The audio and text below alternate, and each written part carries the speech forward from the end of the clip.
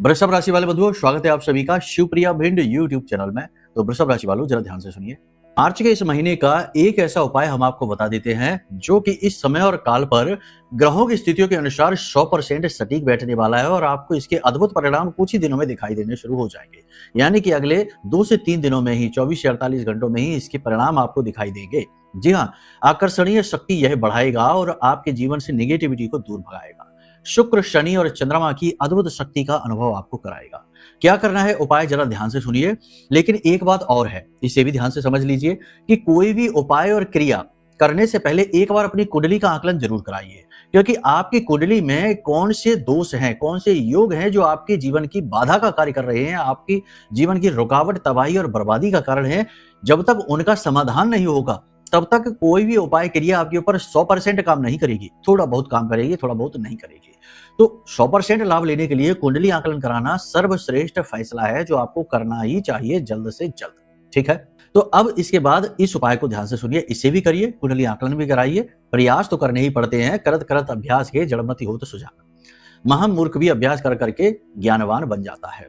ठीक है, तो अब ध्यान से सुनिए उपाय क्या है। आपको क्या करना है कि चांदी की एक डिब्बी लेनी है, कांच की शीशी भी ले सकते हैं, कांच की कोई प्याली भी ले लेना, प्याली ज्यादा बेहतर रहेगा, शीशी नहीं।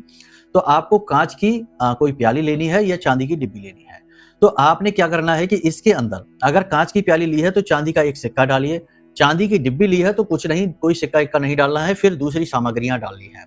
क्या क्या डालना है ध्यान से सुनिए। थोड़ा सा गंगा जल डालिए, थोड़ा सा इसमें इत्र डालिए, गुलाब का इत्र होना चाहिए, थोड़ी सी इसमें केसर मिलाइए और इसी के साथ साथ थोड़ा सा शहद, शुद्ध शहद डालना है।